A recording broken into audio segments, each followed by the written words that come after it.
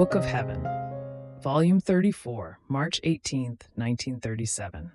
The divine will gives all its works as gift to one who lives in it, the breath of God in his works and in all the holy works of creatures. The divine will acts as the supplier of all that the creature lacks. I was doing my round in the divine fiat in order to follow, as much as it is possible to me, its divine acts, that is, the creation and all the holy acts of the creatures, not excluding either those of my celestial mother or those of my dear Jesus. But the great thing was that as I tracked them down, they became mine. The divine volition gave them to me as gift. And I, as though having the right over everything, offered them to my Creator as the homage most beautiful, the love most intense, the adoration most profound to He who had created me. I felt invested by the sun, by the heavens with all the stars, by the wind, by everything. Everything was mine, because everything belonged to the divine will. I remained surprised, and my sweet Jesus, repeating his short little visit, told me, "My blessed daughter, why are you surprised? You must know that anything that is holy and good belongs to my fiat, which wants to give everything to one who lives together with it. An exchange takes place on both sides. The creature does not want to hold anything for herself. She wants to give it everything. And my will wants to give everything to her, even itself. More so, since creation, redemption, the Queen of Heaven, all good and holy acts, are nothing other than the breath of God. He breathed and said fiat and created the whole creation. He breathed and called to life the most holy Virgin. He breathed and made the Word descend upon earth. He breathes and gives life to the good works of all creatures. Now, one who lives in my will does nothing other than track down all of its works, so as to find its divine breath and bring them back to God as fruits and power of the breath of her Creator. Oh, how glorified and loved he feels, because he finds his own breath, his very life, in the works offered to him by the creature.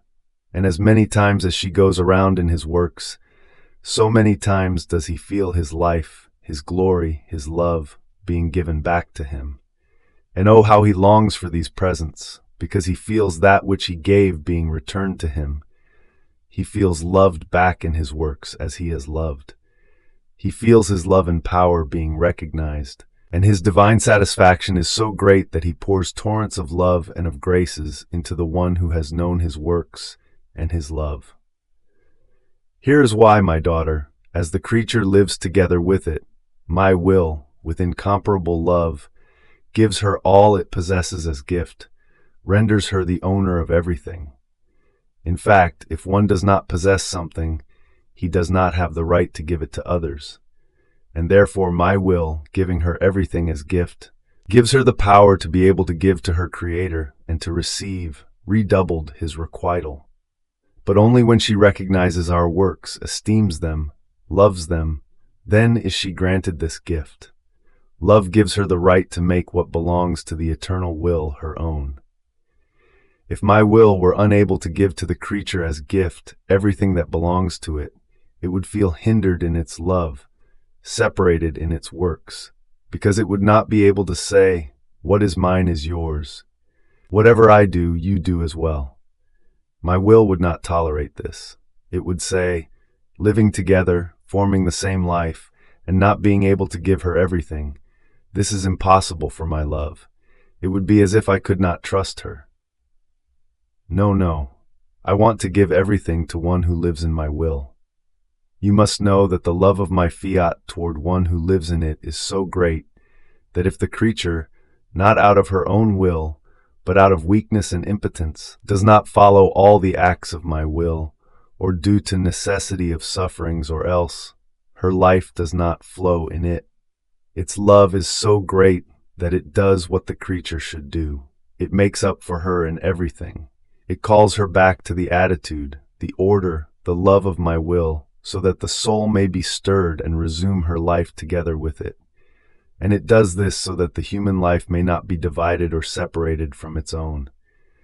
If it did not do so, a divine void would be left. But its love does not tolerate this. and acts as the supplier of what the creature lacks, because it wants its divine life never to be missing in her, but to be continuous. Can there be greater love, such as to reach the extent of saying, "Courage, do not fear, come with full trust to live with me.